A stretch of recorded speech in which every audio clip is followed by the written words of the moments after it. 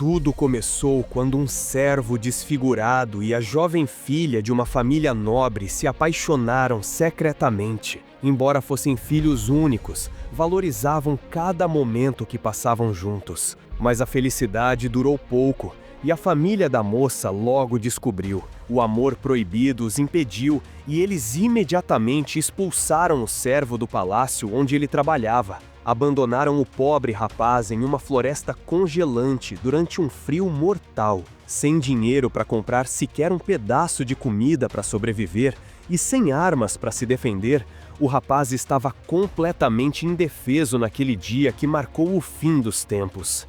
A garota o viu em seus últimos momentos juntos antes de serem separados. O rapaz fez uma promessa solene. Jurou que um dia voltaria forte e rico o suficiente para ser digno dela, e quando esse dia chegasse, pediria sua mão em casamento. Era a única coisa que conseguia acalmar as lágrimas da garota, dando-lhe esperança de que pudessem se encontrar novamente algum dia. Mas as coisas não aconteceram como eles desejavam 15 anos antes. O rapaz sobreviveu àquele dia terrível, mas, em vez de se tornar alguém nobre e admirável, ele se tornou o vilão mais temido e odiado de todo o continente. Os rumores sobre ele se tornaram tão assustadores que as pessoas começaram a chamá-lo de a Espada Demoníaca do Caos. Simplesmente ouvir seu nome era suficiente para fazer as pessoas tremerem de medo. Ou pior, conhecê-lo pessoalmente era algo que ninguém ousava imaginar. A garota havia tomado um caminho muito diferente. Ela se tornou um farol de justiça, e a esperança era conhecida em toda a terra como a Estrela da Retidão e a Espada Lunar. Ela não era apenas uma das guerreiras mais habilidosas do reino. Seus seios, sua beleza de tirar o fôlego, estavam em um nível completamente diferente. Sua aparência era tão encantadora que qualquer um que visse seu rosto e corpo se apaixonaria instantaneamente, mesmo depois de 15 anos. Ela permaneceu devotada àquele mesmo garoto de sua infância. Não fazia ideia se ele estava vivo, mas não se esqueceu da promessa dele, que foi a razão pela qual nunca permitiu que nenhum outro homem se aproximasse dela. A cena mudou para os dias atuais, em uma pousada muito movimentada. O lugar estava lotado de pessoas conversando alegremente sobre suas conquistas e aventuras. Em um canto, um jovem sentado em silêncio observava a multidão animada e se perguntava se aquele pequeno era realmente o famoso centro de mercadores e viajantes de que ouvira falar. O jovem, Jo-Yun, era um guerreiro com uma lança que guardava cuidadosamente embrulhada. Sentia-se bastante aliviado por ter chegado àquele lugar em segurança, e ainda mais feliz porque os moradores o tratavam com tanta gentileza, seja por genuína gentileza ou talvez por acharem que ele era um guerreiro habilidoso. Um grupo de aventureiros convidaram Jo-Yun para se juntar à guilda e trabalhar com eles, mas Jo-Yun recusou educadamente. Explicou que não estava ali a trabalho, mas sim para uma missão pessoal, mais como um sonho a perseguir e uma promessa que ele absolutamente precisava cumprir. Essa era sua prioridade, e nada o deteria, na verdade.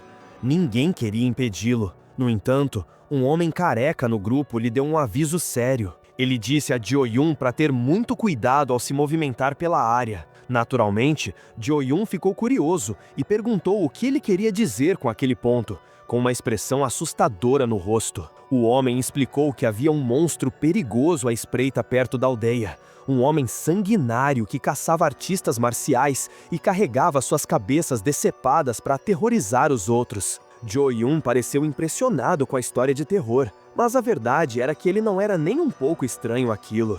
Bebendo seu chá calmamente, agiu como se fosse exatamente por isso que ele era o ponto focal da conversa. Algo, ou melhor, alguém, entrou na pousada, chamando a atenção de todos instantaneamente. E, de fato, era o mesmo homem sobre o qual acabavam de falar, a figura monstruosa e de aparência selvagem com sua infame bolsa ensanguentada. Ele largou a bolsa no chão com um baque pesado e começou a andar. Sua presença por si só foi suficiente para causar arrepios na sala, congelando todos em seus assentos.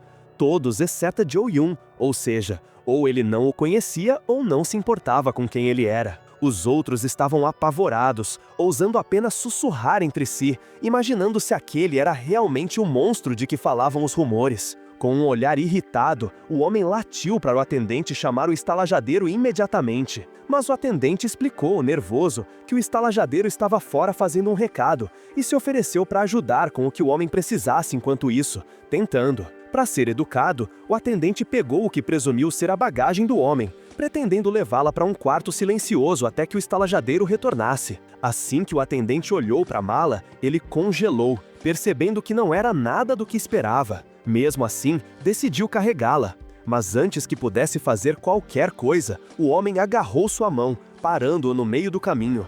E a sala ficou em silêncio. Todos assistiam aterrorizados, pensando que aquele poderia ser o fim do pobre atendente. Com outro suspiro arrepiante, Claire suspirou. O homem monstruoso declarou em voz alta que a bolsa continha sua presa e que ninguém além dele tinha o direito de tocá-la. O atendente se assustou, tremendo incontrolavelmente, e a única coisa que pôde fazer foi gaguejar um pedido de desculpas por desrespeitá-lo. Essa cena perturbadora provocou murmúrios na multidão, com pessoas sussurrando que aquele homem era tão cruel quanto os boatos alegavam. Mas antes que ele pudesse fazer qualquer coisa, a bolsa começou a se mover de repente e o barulho imediatamente chamou a atenção do homem. Ele se virou para ela, com uma expressão sombria e ameaçadora. Com uma voz que causou arrepios em todos, ele murmurou um pedido de desculpas à sua presa, dizendo que lamentava tê-la deixado sofrer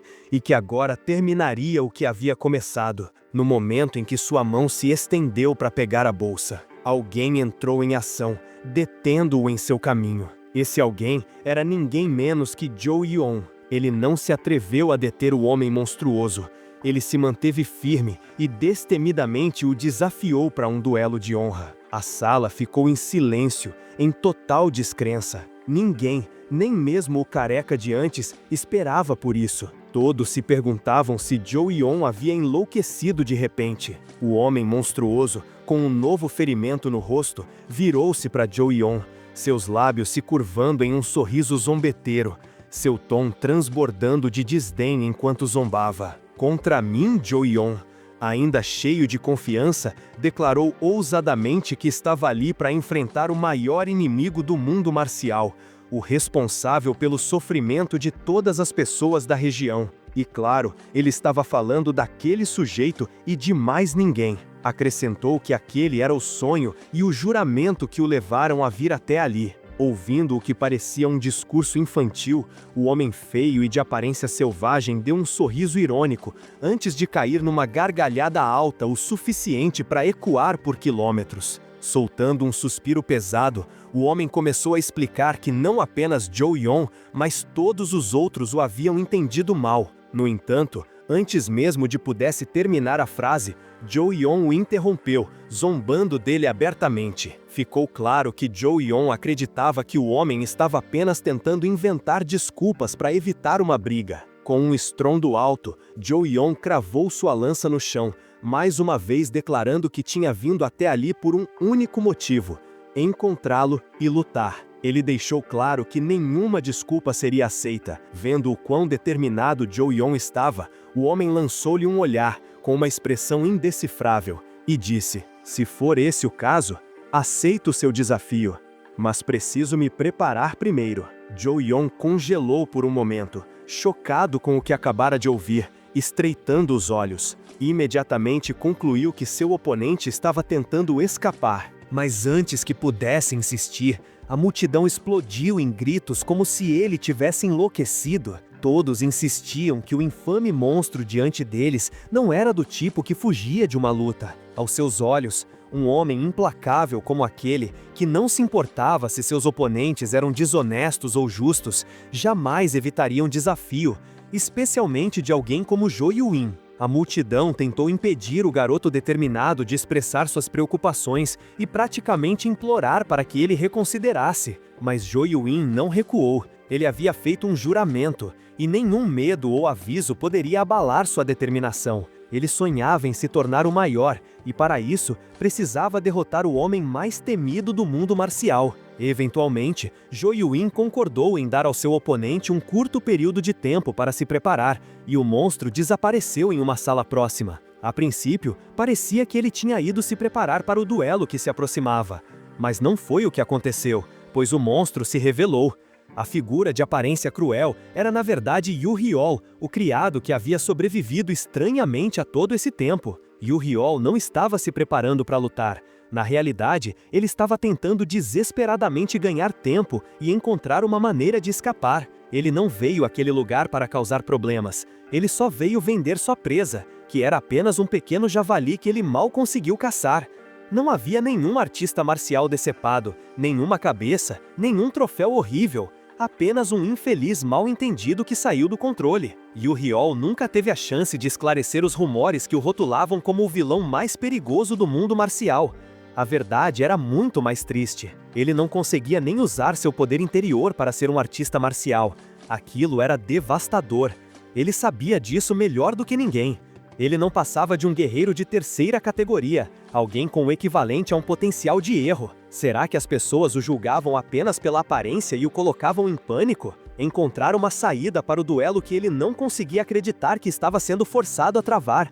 Só porque ele gentilmente impediu o atendente da pousada de tocar em suas costas sujas, aquele único ato de cautela se transformou em um mal-entendido com risco de vida que ele não cometeu. Queria morrer, principalmente em uma luta sem sentido com um cara como Jo Yeon-hee, que tinha sonhos e promessas a cumprir, e o destino, com seu estranho senso de oportunidade, tinha algo mais reservado. Naquele exato momento, a garota em quem Yu Hyol estava pensando entrou acidentalmente na mesma vila que a comoção que Jo-yeon havia causado, gritando pela espada demoníaca do caos, havia chamado sua atenção. Ela também ouvira os rumores e decidiu investigar a fonte da confusão. Assim que chegou, deu um leve tapinha no pescoço de John quando ele se virou para ver quem era. Seus olhos se arregalaram em choque. E incrédula, ela tirou o chapéu, revelando o rosto, e perguntou se era o escolhido. Planejando lutar contra a suposta espada demoníaca do caos, seus impressionantes olhos vermelhos combinavam perfeitamente com seus cabelos rosa e prateados, e claro, sua figura proeminente fizeram o coração de John disparar. Ele corou, assim como os outros que observavam por perto, antes que qualquer outra coisa pudesse acontecer. Outro homem reconheceu a garota e exclamou que ela era a Espada Lunar, a discípula direta do antigo maior artista marcial que Jo-yeon presumia ser. Ela viera pelo mesmo motivo que ele, derrotar a maior ameaça. No mundo marcial, determinado a não deixar a oportunidade escapar, ele corajosamente declarou que queria se juntar a ela em seu lado da luta mental, ao lado dela.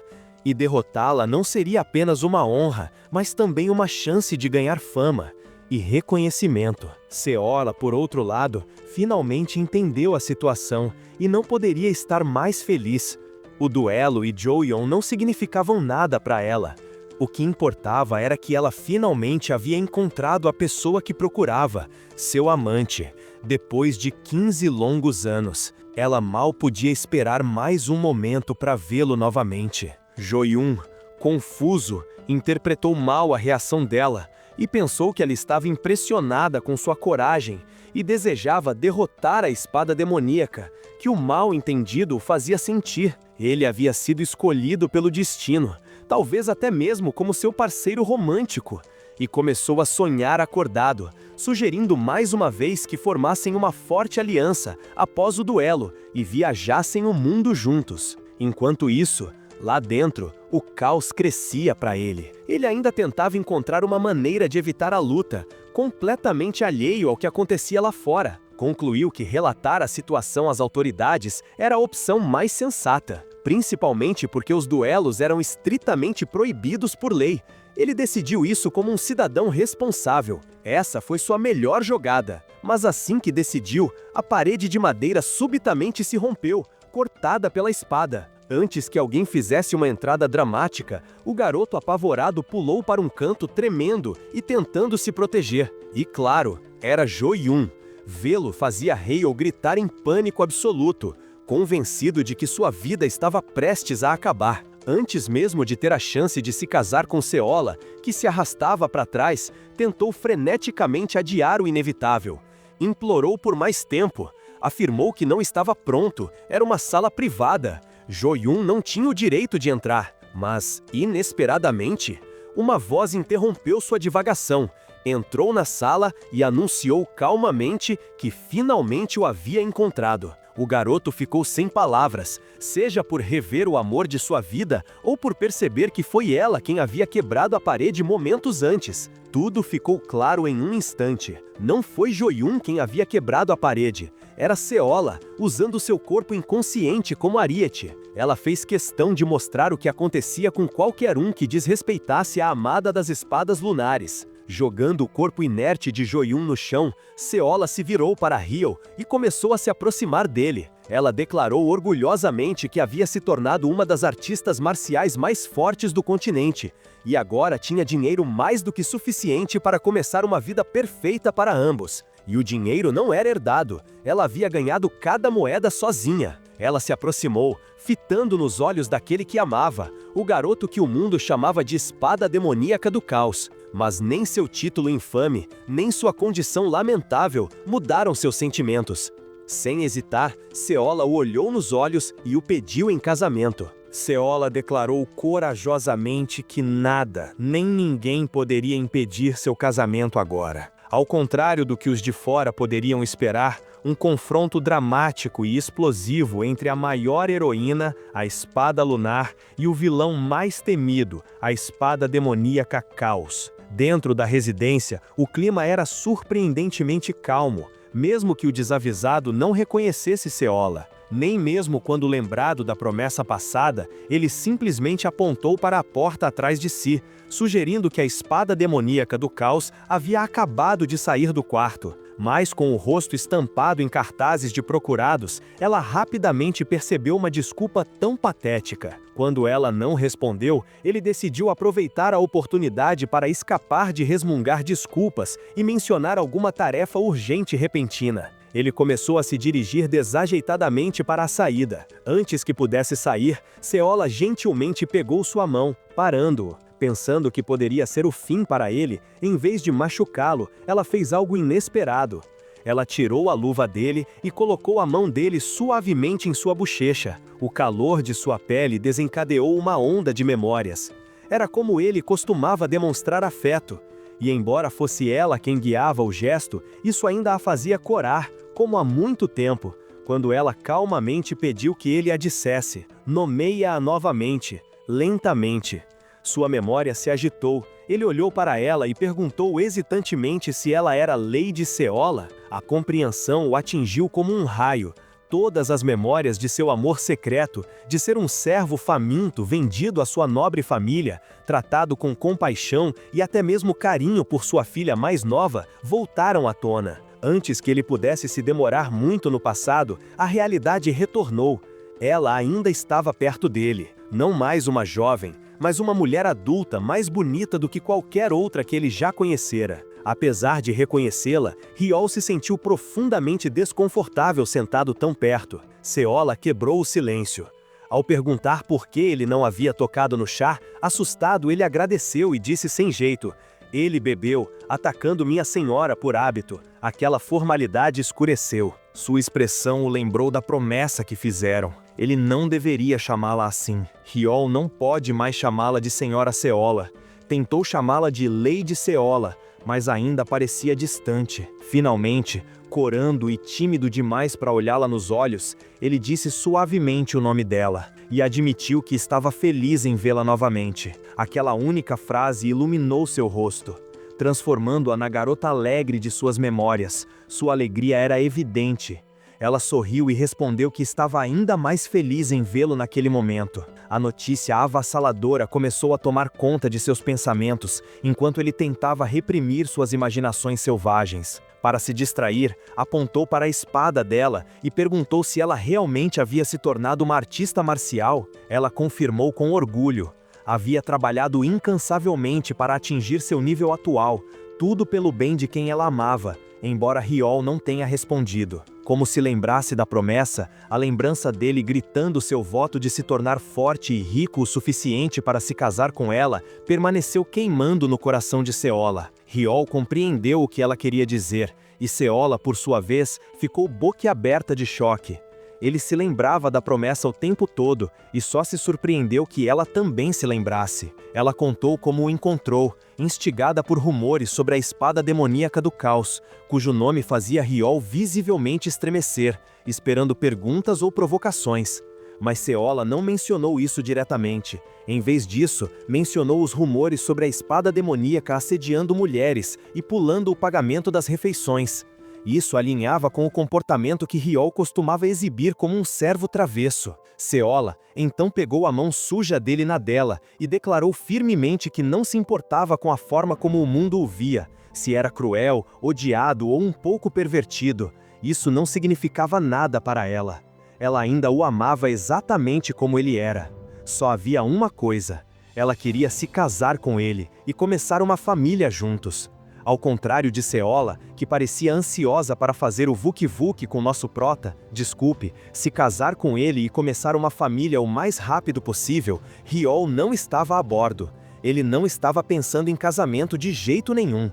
Na verdade, ele estava lutando por uma desculpa crível. Para se livrar da situação, ele rapidamente alegou que havia uma dívida enorme entre eles, o prendendo. E, pela primeira vez, essa desculpa não era totalmente inventada. No passado, ele tentou inúmeras vezes se tornar mais forte, pagando aulas a mestres de artes marciais apenas para ser expulso após considerarem seu potencial inútil, o que o deixou falido. E alguém desesperado certa vez apareceu oferecendo-lhe dinheiro em troca. Para um favor futuro, essa pessoa era Hana, da Guilda do Guardião Eterno. A cena mudou, revelando-a agora vestida com ousadia, sem nem mesmo lingerie. Apresentando-se como uma das líderes da guilda, Hana era a misteriosa benfeitora. Quem lhe deu o dinheiro de que precisava, Seola veio até aqui. Depois de descobrir sua intenção de confrontar a fonte do fardo de Riol, com base apenas nas vagas explicações de Riol,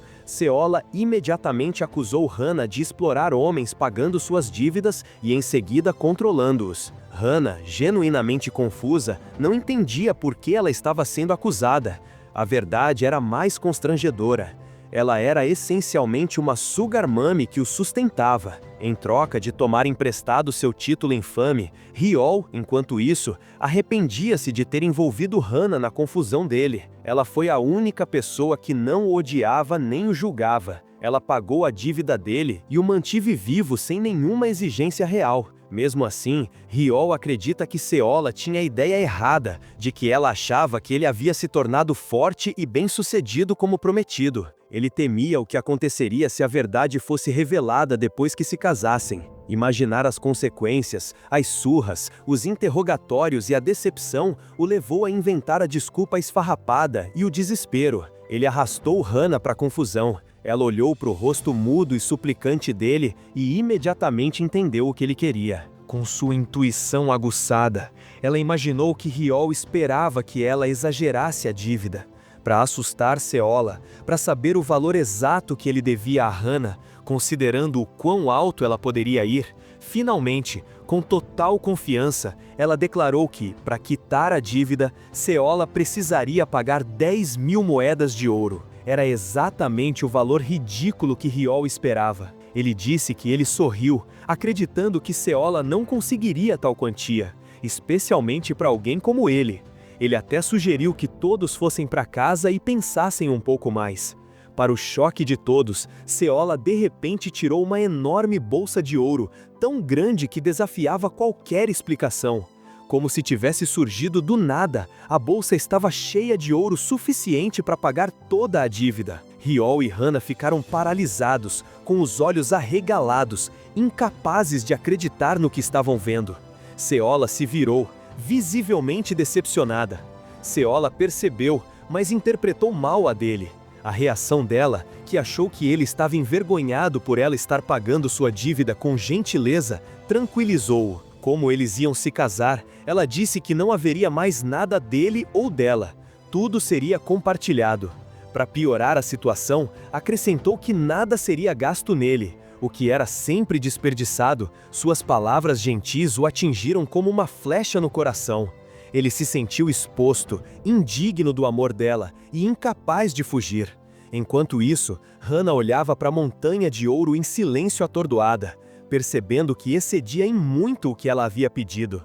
Ela olhou para Hiol e viu um homem sendo arrastado contra a vontade para o casamento, com uma nova ideia se formando. Hannah decidiu que era hora de dar um passo adiante, um que finalmente poderia fazê-la reconsiderar. Hannah se levantou lentamente, com um brilho travesso nos olhos. De repente ela gritou para que esperassem. Seola e Hiol estavam prestes a sair, mas Seola se virou ao ouvir a voz de Hannah, meio que esperando que ela pedisse mais dinheiro. No entanto, não se tratava de dinheiro. Hannah se aproximou de Hiol e, sem aviso, o abraçou com força. Parecia que ela estava fingindo ou talvez finalmente revelando a verdade sobre o relacionamento deles, atordoada com a atitude ousada de Hannah. Os olhos de Seola se arregalaram de descrença ao testemunhar a cena, ignorando-a por um momento. Hannah se inclinou e sussurrou para Hiol que ele não deveria entrar em pânico e que ela cuidaria daquela garota para ele. Mas as coisas não se desenrolaram como Hannah esperava. Seola não ia deixar a situação passar. Sua resposta foi rápida e feroz. Uma espada brilhante surgiu em sua mão e relâmpagos selvagens crepitaram ao redor de seu corpo. Ela fixou seu olhar em Hannah, sua voz áspera e autoritária, enquanto exigia que Hannah se afastasse de Hiol ou fosse forçado a se afastar. Naquele momento, tanto Hannah quanto Hiol perceberam o quão sérias as coisas haviam se tornado. Eles tinham apenas duas opções: separar-se pacificamente ou enfrentar quem estava furioso enquanto Seola avançava. Hannah começou a se arrepender de suas ações, temendo que ela pudesse ter ido longe demais. Enquanto isso, Hiol tentou desesperadamente apaziguar a situação, explicando que tudo não passava de um mal-entendido.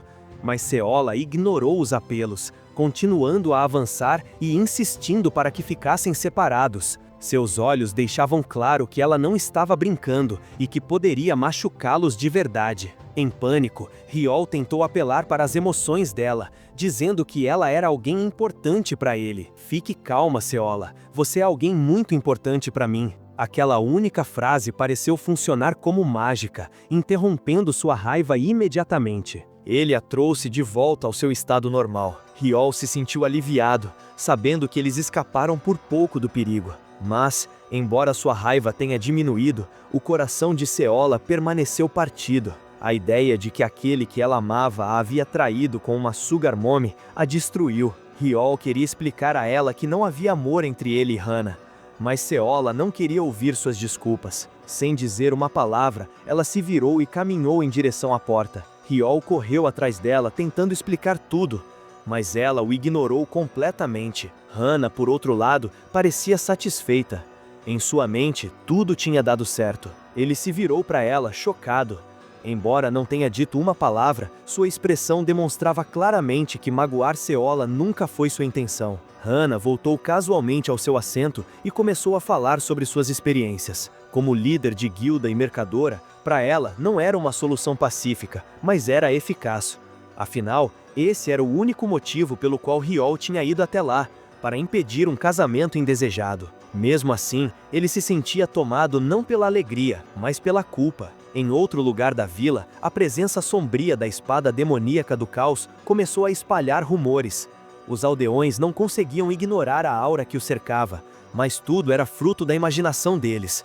Ele simplesmente passava por ali, consumido pela culpa pelo que aconteceu com Seola. Esses sentimentos o trouxeram de volta às memórias do passado, quando ele era apenas um servo e Seola lhe demonstrou genuína bondade e amor. Ele se perguntava por que, depois de todos os seus esforços, nada parecia mudar. Apesar de diminuir a diferença de status, a bondade dela sempre parecia inalcançável. Determinado, ele decidiu encontrar Seola e lhe contar a verdade. Nesse momento, ele ouviu um homem contando à esposa que viu uma mulher de cabelos brancos correndo pelas montanhas em direção a um penhasco. Riol imediatamente acreditou que devia ser Seola, e a ideia de que ela pudesse acabar com a própria vida o horrorizou. A mulher começou a tremer, e o marido presumiu que temia o que poderia acontecer com a mulher misteriosa. Mas seu medo vinha de algo completamente diferente. Ela acabou de ver a espada do caos do demônio. Riol se revelou e perguntou exatamente onde a tinham visto.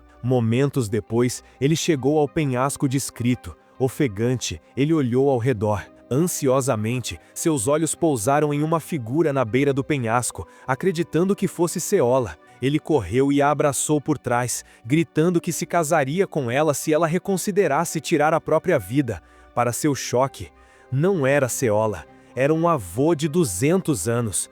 O velho congelou, surpreso, depois ficou vermelho de vergonha, interpretando mal as ações do garoto e percebendo seu erro. Riol o soltou rapidamente, virou-se e se desculpou profundamente, explicando o mal-entendido. Mas o velho não quis. Enquanto Riol tentava ir embora, o avô gritou, perguntando se ele planejava ir embora tão responsavelmente. Seus olhos se arregalaram. O homem não estava repreendendo-o pelo abraço que era. Ele começou a falar como alguém que sabia tudo sobre o relacionamento de Riol com Seola, como se tivesse observado desde o início. Ele perguntou se ele ao menos entendia o que se refletia naquela criança e em toda aquela tagarelice. Sua voz carregava um peso de raiva, tristeza, sabedoria. Ele a alertou para não subestimar alguém como ela. Finalmente, Riol entendeu. Ele acreditava que o velho pudesse ser um mensageiro divino, oferecendo orientação. Riol se virou para agradecê-lo e pediu mais conselhos. Mas então, ele percebeu que o velho nem estava falando com ele. Ele estava se dirigindo a uma árvore próxima naquele momento. O neto do velho correu até ele, repreendendo-o por ter se afastado novamente. Ele ficou ali, sem palavras. Nada fazia sentido. No entanto, as palavras do velho ainda permaneciam em sua mente, quando Riol voltou para casa. O sol já havia se posto. Ele sentiu como se o dia inteiro tivesse sido desperdiçado. No entanto, a mensagem do velho o assombrava. Assim que entrou, Riol pensou ter se assustado ao encontrar Seola ali. Ela o cumprimentou e o recebeu em casa, deixando-o atordoado. Ele perguntou quando e como ela havia entrado, e ela calmamente explicou que já havia encontrado a casa dele há muito tempo, antes mesmo de se encontrarem. Naquele dia, Riol congelou. Ele sentiu alívio ao vê-la segura, mas então notou as lágrimas em seu rosto. Ela claramente havia chorado, embora negasse.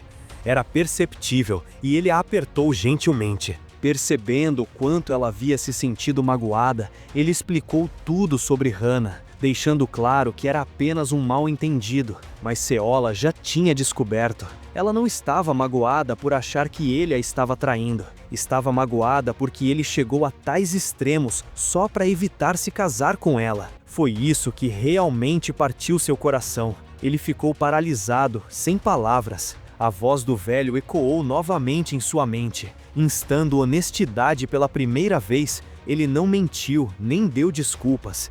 Admitiu que realmente não podia se casar com ela, e lágrimas brotaram dos olhos de Seola. Ela se desculpou com uma expressão de decepção, evitando o olhar dele, e disse que iria embora, mas Riol a impediu, colocando as mãos nos ombros dela. Ela pareceu chocada quando ele deixou escapar. Não é isso, Seola. Ela esperava uma desculpa esfarrapada, mas em vez disso, ele começou a gritar que sua renda era de apenas 200 ienes por mês.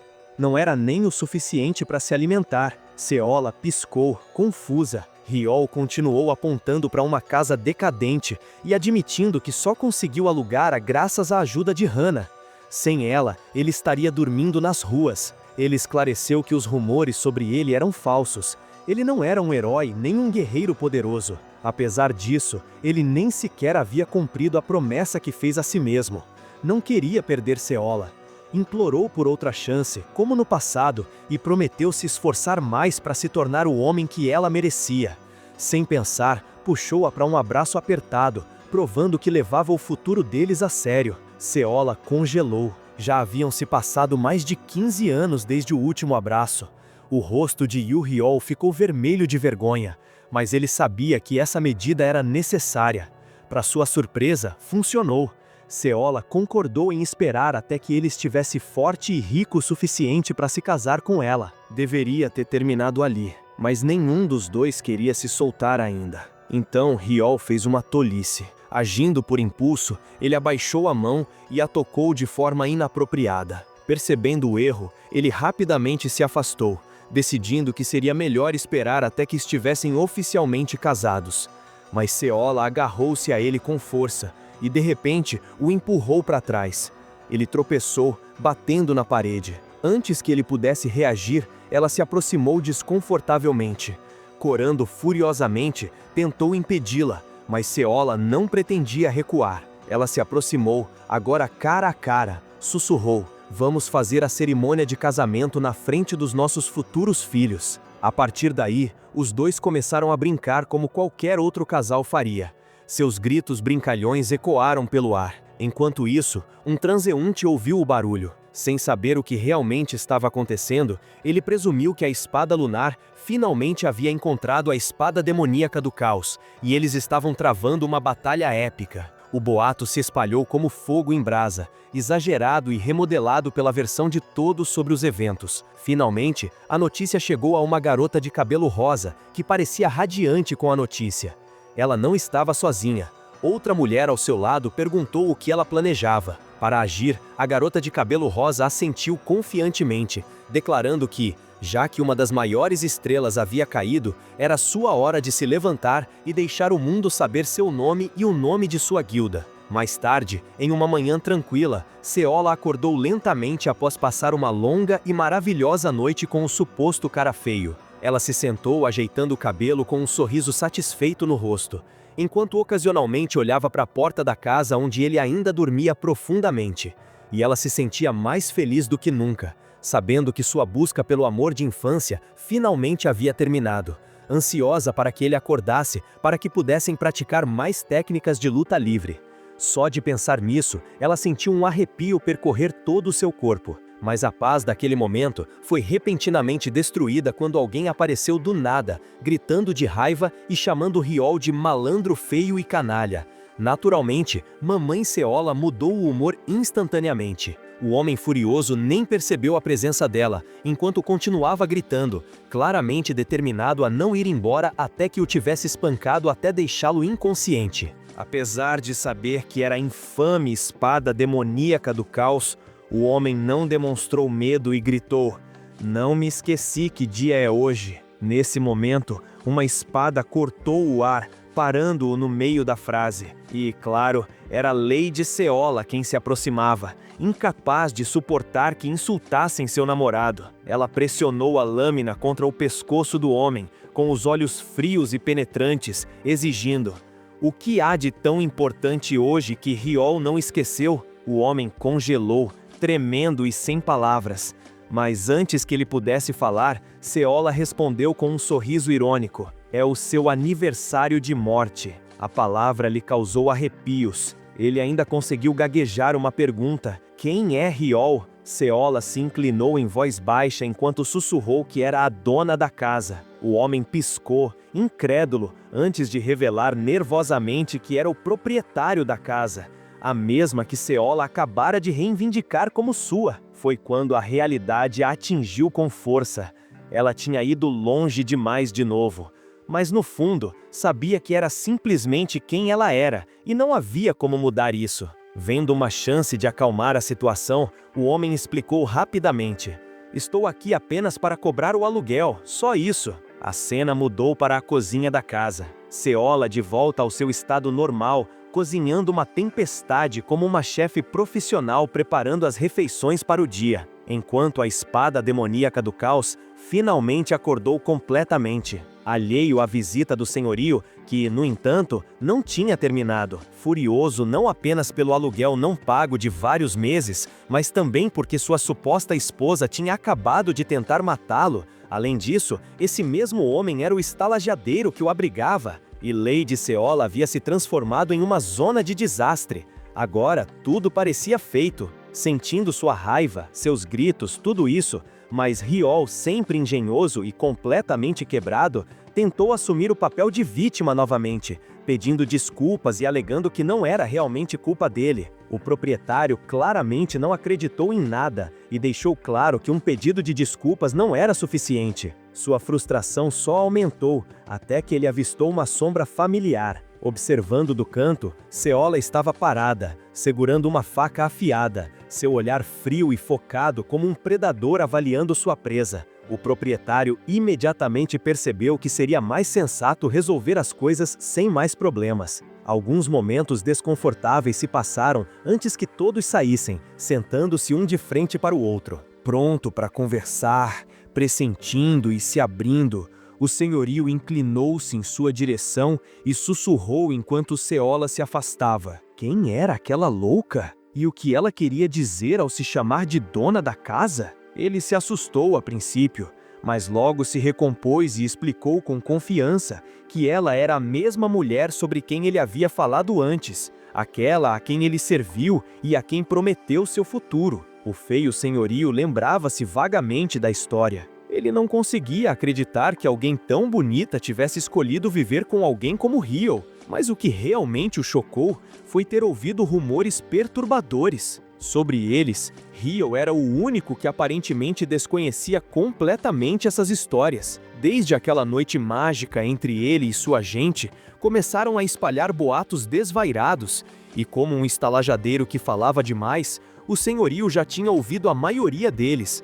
Embora ele os tivesse ignorado antes, agora tudo começava a fazer sentido, especialmente um rumor. A história sobre como o demônio Espada do Caos usou hipnose para escravizar a Espada Lunar, forçando-a a obedecer e fazer coisas indizíveis. Ao ouvir isso pela primeira vez, Ryo surtou. Ele nunca imaginou que as pessoas diriam tais coisas sobre ele, mas, honestamente, se alguém visse o quanto Seola se importava com Ryo, provavelmente não conseguiria dar uma explicação melhor naquele momento. Seola voltou carregando a comida. Ela havia preparado com tanto amor, mesmo na frente do senhorio, que não se conteve e começou a alimentar seu futuro marido com carinho. Como se ninguém mais existisse, Ryo foi pego completamente de surpresa, impressionado com a ousadia dela, enquanto o senhorio assistia toda a cena com os olhos arregalados, sem saber se sentia ciúmes, nojo ou simplesmente confuso. A maneira como agiram só fez os rumores parecerem mais reais. Mesmo sendo um homem bondoso, ele optou por não interferir e, em vez disso, deu um aviso de que o mundo agora os via como opostos brilhantes em um mundo de artes marciais, uma dupla que já havia chamado muita atenção. Ao contrário de Ryo, que sempre entrava em pânico a qualquer sinal de problema, então permaneceu calma, segurando gentilmente sua mão e dando-lhe um sorriso reconfortante, lembrando-o de que ele não tinha nada a temer enquanto estivessem juntos. Apenas seu olhar poderia dar a qualquer homem a força para enfrentar um exército, e Ryo não era exceção. Ele ergueu a mão e cerrou o punho, jurando silenciosamente se tornar um verdadeiro mestre. Ele prometeu que lhe compraria uma casa de verdade, e quando esse dia chegasse, nada os separaria. Seus olhares se encontraram novamente, e eles pareciam prontos para começar outra rodada de bebê. Felizmente, o senhorio ainda estava lá, observando-os. Absolutamente enojado, ele fez um círculo com os dedos e, em tom de zombaria, disse: Ryo deveria se concentrar em pagar o aluguel e as dívidas antes de sonhar com o projeto da família. Ryo imediatamente bolou um plano inteligente. Horas se passaram e o sol começou a se pôr. O senhorio, que havia ficado irritado antes, agora estava visivelmente animado, porque Ryo e Lady Seola tinham ido visitar a Sugar Mommy para pedir dinheiro emprestado suficiente para quitar as dívidas. Ryo explicou tudo calmamente para Hana, e para surpresa dele, ela o fez. Hesitou em retribuir o favor, algo que ele nunca esperava. Quando ele viu a pilha de ouro que trouxeram, foi tentador o suficiente para que ele oferecesse sua casa abaixo em troca do ouro ali mesmo. Mas Ryo recusou imediatamente, sabendo que a casa não valia tanto assim, e mesmo que valesse, eles precisavam guardar parte do dinheiro para mais tarde. Além disso, o ouro era de Seola, não dele, então ele não podia simplesmente desperdiçar. Aderindo, Seola sorriu suavemente, agarrou a mão de Ryo e deitou a cabeça em seu peito, lembrando-o gentilmente que o ouro pertencia a ambos, não apenas a ela. Como pombinhos começaram a se provocar, esfregando-se, ignorando completamente o senhorio, que ficou ali parado, quase perdendo a paciência com o carinho infantil deles. Ele não disse uma palavra, e apenas voltou com eles enquanto continuavam sua brincadeira boba, agindo como se ele nem estivesse ali. Tentando manter a compostura, o senhorio começou a falar sobre a casa, pedindo que Riol cuidasse bem dela. Como ele poderia alugá-la novamente no futuro, Riol prometeu com total confiança que ele nunca deixaria a casa sofrer o menor dano. Mas antes que ele pudesse terminar a frase, tudo mudou. Um relâmpago iluminou o céu, e de repente a casa sobre a qual eles estavam falando explodiu em chamas. Os moradores rapidamente se reuniram para assistir em choque, enquanto Riol e o proprietário ficaram congelados, incapazes de falar enquanto observavam a casa desaparecer e pegar fogo lentamente. O proprietário estendeu a mão para o ouro e o pegou, acreditando que Riol havia falhado em manter a casa segura. Riol apenas ficou de boca aberta, olhos arregalados e atordoados. E as coisas só pioraram quando, do fogo, a garota de cabelo rosa de antes apareceu com um sorriso presunçoso, anunciando orgulhosamente que ela era a responsável. No momento em que seus pés tocaram o chão, ela gritou para Riol. Como se fossem velhos amigos, ela se apresentou. Eu sou a próxima chefe do culto celestial, a venenosa Fênix Tang Hai. No entanto, em vez de ser intimidante, ela parecia mais uma garota hiperativa de 13 anos, com o peito plano e explodindo de energia, saltando sobre os pés enquanto gritava que tinha vindo com um único propósito: assassiná-lo, deixando Riol e o proprietário completamente sem palavras com tudo o que acabaram de acontecer. A multidão estava ansiosa para ver o que aconteceria em seguida. Tang Hai ficou ali, ousadamente, sozinha, diante das chamas rugindo, enquanto os aldeões ao redor formavam um círculo ao seu redor, observando atentamente o que ela claramente acreditava ser uma entrada épica. Ela imediatamente desafiou o caos demoníaco, dando a Seola a chance de atacar primeiro. Mas antes que ela pudesse terminar de latir, ondas massivas de relâmpagos repentinamente irromperam em sua direção. Os golpes mortais não foram direcionados diretamente, mas passaram muito perto. Eles rasgaram o pouco que restava da casa em chamas. Atrás dela, completamente desprevenida, Tang congelou e, pela primeira vez, sua confiança visivelmente rachou. Foi então que Seola deu um passo à frente. Seu rosto estava calmo e determinado, sua voz fria. Quando ela anunciou que se Tang quisesse lutar, ela teria que enfrentá-la primeiro antes. Até mesmo pensar em ir atrás de Seola deixou claro que ela poderia ter acabado com Tang instantaneamente. Mas escolheu ser justa desta vez, embora ela não tivesse planos de se conter. De volta, ela estava pronta para esmagar qualquer um que ousasse insultar a única razão pela qual ela vivia. E respirar em vez de recuar, Tang sorriu por ganhar sua confiança, com um sorriso desafiador tornando óbvio que ela já sabia quem era Seola. Laide e Seola continuou caminhando para a frente, seu corpo brilhando com uma aura branca e flashes brilhantes de luz. À sua frente estava a garota de peito plano, excessivamente confiante, cujo corpo ardia com uma energia verde flamejante que Tang Hai não esperava. Ela encontrou Seola enquanto caçava Riol, ou pelo menos fingiu que não,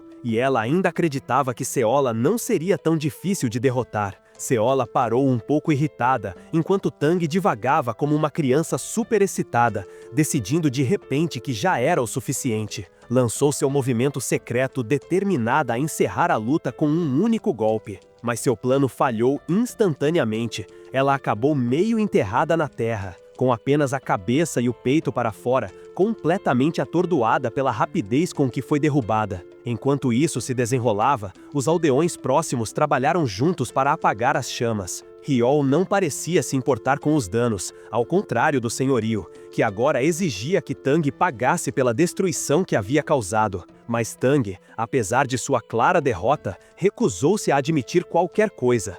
E em vez disso, tentou inverter a história, agindo como a demônia espada do caos. Se ela tivesse perguntado a verdade, isso era apenas mais uma parte de seu plano. Como herdeira de uma poderosa família nobre, Tang não estava disposta a admitir a derrota tão facilmente. Ela só precisava de tempo para pensar em algo. Nesse momento, alguém caiu do céu, pousando bem no meio da confusão. Era, claro, a leal subordinada de Tang, uma habilidosa artista marcial. Enquanto Tang gritava, "Apareça, meu nobre e excelente!", a assistente Seola simplesmente estendeu a mão, colocou-a na cabeça da mulher e calmamente usou seu poder para enterrá-la na terra. Assim como Tang gritou e berrou todos os títulos impressionantes que conseguiu imaginar para a mulher, mas em segundos, seu suposto trunfo foi derrotado e selado sem esforço. Ryol assiste a cena inteira de longe, atordoado com a facilidade com que Seola destruiu sozinha as duas supostas potências. Mais tarde, após o caos se dissipar, Ryol questionou as duas, tentando entender o que havia causado toda aquela confusão. Trang, ainda cheia de confiança equivocada, afirmou estar cumprindo seu dever de heroína, tentando salvar o mundo de seu maior vilão. Ela explicou que, como não conseguia encontrá-lo em sua casa, bolou um plano simples: incendiar a casa. Essa explicação não agradou ao proprietário, que ainda estava furioso com a ruína de sua propriedade. O que chocou ainda mais foi quando Tang começou a repetir um dos estranhos rumores de que havia tomado os pais de Seola como reféns e a estava forçando a obedecer a todas as suas ordens. A declaração o pegou completamente de surpresa. Nada fazia sentido. Momentos antes, Tang havia tentado matar Seola, e agora ela alega que tinha vindo para salvá-la. Claramente ela estava escondendo algo, para a surpresa de todos. Foi a assistente de Tang, aquela que ela orgulhosamente chamava de demônio silencioso, que escolheu aquele momento para revelar a verdade. Que a assistente falou sem hesitar, e expôs o verdadeiro objetivo de Tang, explicando que tudo aquilo não tinha nada a ver com salvar ninguém. Tang simplesmente queria usar a situação para pegar a espada lunar desprevenida. O demônio silencioso explicou que tudo começou há 1 ano, durante um torneio de artes marciais em que Tang foi brutalmente derrotada pela espada lunar. Incapaz de aceitar a derrota, Tang planejava vingança desde então. Tang, agora em pânico, tentava impedi-la, com sua assistente puxando seus cabelos e jogando-os em seu rosto enquanto gritava. A assistente olhou para as consequências do ataque anterior de Seola e admitiu que também sonhava em desafiar a espada lunar. Ela nunca teve forças para isso até agora. Quando Ryol assistiu, incrédula, enquanto a assistente calmamente declarava que esperava matar 2 coelhos com uma cajadada só para alimentá-la e em seguida alegava ter resgatado Seola e conquistado o título de heroína. Depois de ouvir essa história confusa, Ryol e Seola trocaram olhares constrangedores, imaginando se essas duas mulheres eram realmente aliadas ou apenas egoístas. Em busca da própria glória, Tang, agora humilhada até a medula, soltou um grito. Como se alguém a tivesse espetado com algo afiado e frustrado, ela finalmente confessou tudo, confirmando que o poder de Seola não a havia apenas envergonhado, mas a abalado. Seola, profundamente aflita, não respondeu, não tinha interesse em se defender. Tang, de repente, deu a sua assistente, para que ela se afastasse. Um plano. Antes que tudo saísse do controle, a princípio o demônio falante não pareceu ansioso para obedecer, mas depois de mais alguns comandos, ela subitamente entrou em ação e se dispersou. Livre da armadilha de terra, num único movimento e num piscar de olhos, ela estava parada bem na sua frente. Ryol percebeu tarde demais que havia baixado a guarda. Seus olhares se encontraram com o demônio silencioso, pronto para fazer o trabalho dela, e com o garoto se preparando para ser dilacerado. Seola, que também havia baixado a guarda e não esperava por isso, rapidamente tentou intervir e protegê-lo, mas no instante seguinte seus olhos se arregalaram em choque. O demônio não o machucou, em vez disso apareceu no topo de um penhasco próximo com outra pessoa parada perto dela. A expressão de Tang mudou, assumindo a de um senhor alegre. Confiante de novo, ela disse casualmente que isso não era realmente o que queria fazer, mas Ryol lhe forçou a usar esse truque sujo. Foi quando tudo começou a vir à tona. Os demônios silenciosos de repente trouxeram uma avó de 100 anos do nada e seguraram uma faca em sua garganta. Ryol reagiu como se ele reconhecesse a velha, como se ela parecesse muito familiar para ele. Ver isso deu a Tang sua confiança de volta. Ela gritou para Ryol se render imediatamente. Antes que ela usasse seu precioso refém contra ele para forçá-lo à mão, infelizmente para Tang, Ryol não sabia quem era a avó. Ele apenas sentiu pena dela. Foi quando a atmosfera mudou. Um silêncio pesado e constrangedor preencheu o ar, e todos ficaram parados ali, observando-o em choque. Tang, no entanto, não acreditou.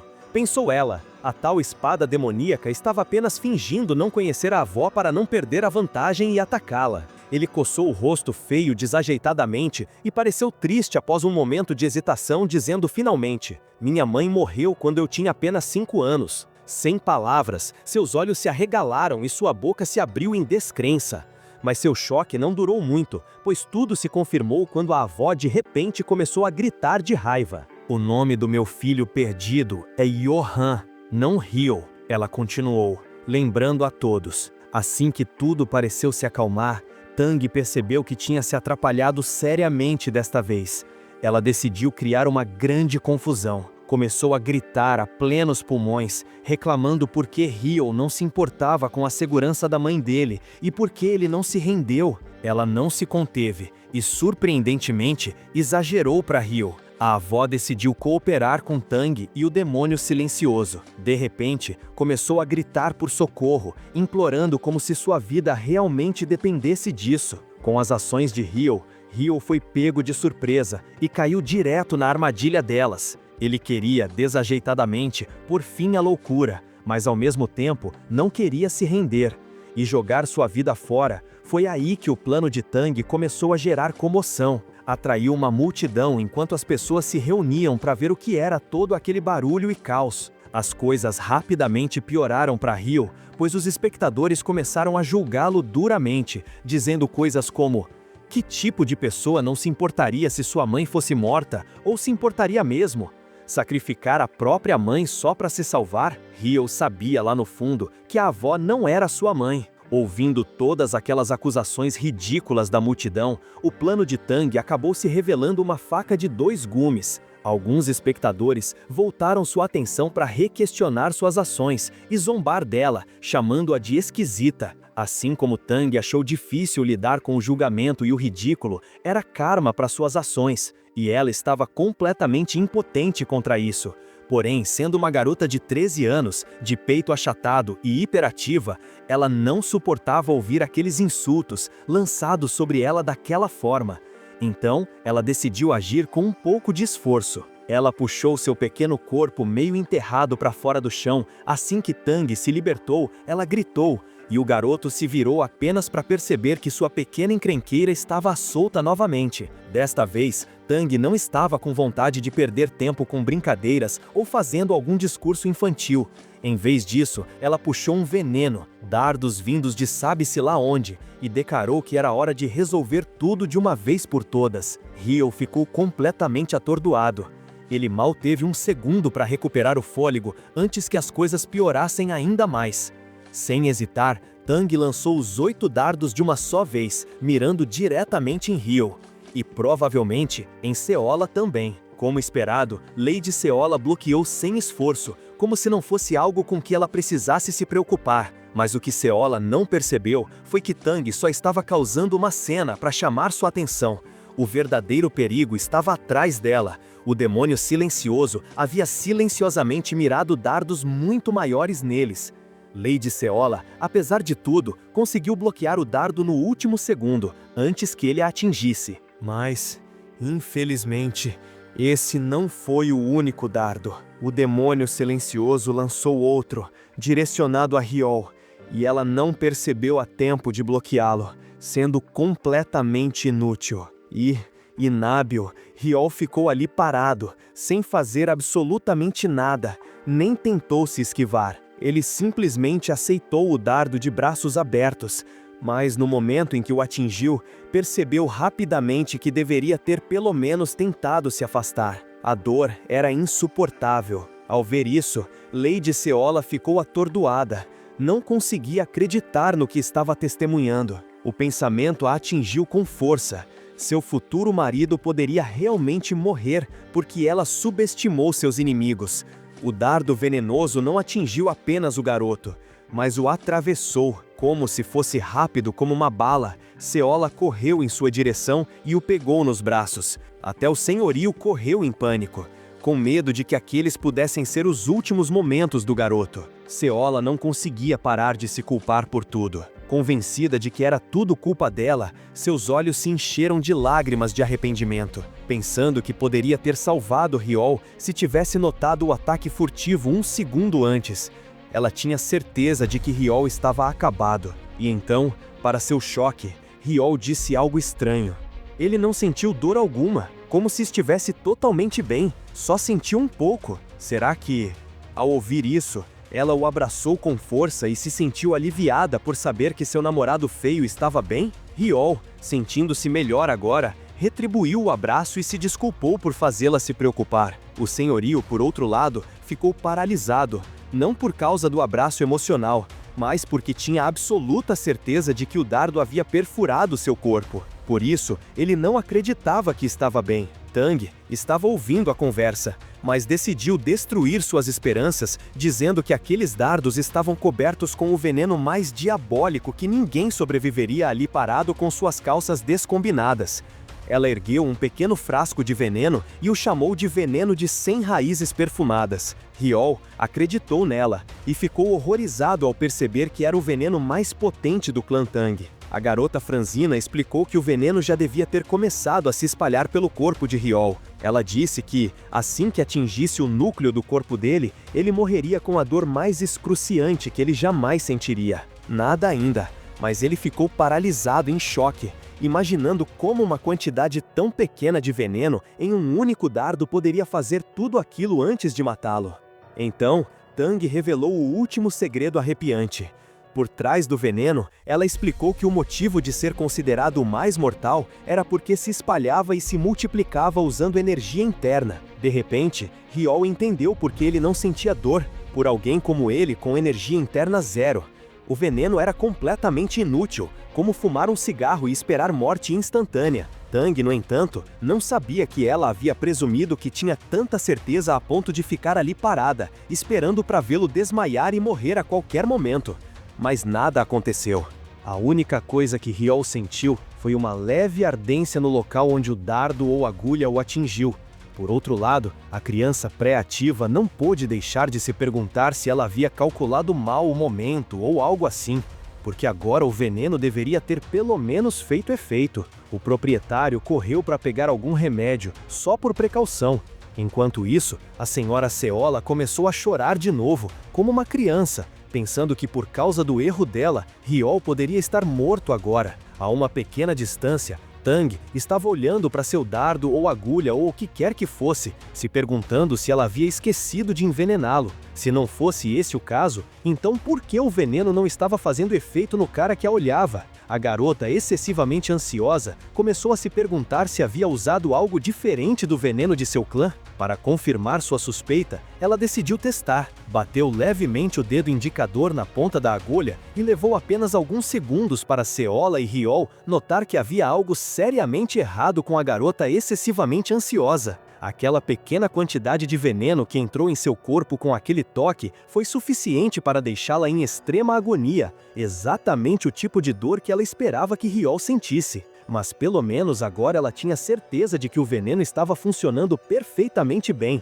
Horas ou talvez até dias depois, em um lugar desconhecido, depois de ter tido a sorte de sobreviver, ela começou a recuperar a consciência lentamente. Não demorou muito para que ela se lembrasse da última coisa que aconteceu. Ela imediatamente se sentou na cama onde estava descansando e gritou: "Onde estou?" Riol estava sentado um pouco mais longe, esperando por ela. Para acordar sem muita emoção, ele respondeu casualmente à pergunta dela como: "Você está na clínica da vila." A última coisa que Tang esperava ver era o chamado caos demoníaco. Agindo como se realmente se importasse com o bem-estar dela, o garoto não se importou. Perdeu a chance de provocá-la e explicar com um sorriso irônico como a havia levado até ali. Após a convulsão espetacular dela no chão, com um sorriso assustador no rosto, Riol acrescentou que eles poderiam continuar e resolver tudo o que ficou inacabado. Antes de desmaiar, se estivesse disposta, Tang não estava em condições de fazer nada. Seu corpo ainda tremia visivelmente, os efeitos persistentes do veneno a lembrando de quão potente seu veneno realmente era. Ela não conseguia parar de pensar que Riol deve ser alguém que alcançou o domínio absoluto sobre energias internas tão perfeitamente. Tang se virou para Riol e perguntou: "Por que você poupou minha vida?" mesmo depois de tentar te matar várias vezes? Segundo Hyo, Seola ficou furiosa o suficiente para deixar Tang morrer por machucar seu precioso namorado, mas parecia que ele insistiu em salvá-la. Hyo alegou que ele convenceu Seola, dizendo que tinha alguns negócios inacabados que só os dois poderiam resolver. A garota de peito liso congelou por um momento. Percebendo que ela não passava de uma criança sem esperança à sua frente, ela se perguntou se até mesmo a espada lunar havia se rendido a ele. Então, alguém como ela não tinha escolha a não ser aceitar o que ele dissesse, cerrando o punho em frustração. Tang odiava a ideia de ser indefesa e humilhada como sonhava em se tornar uma heroína justa.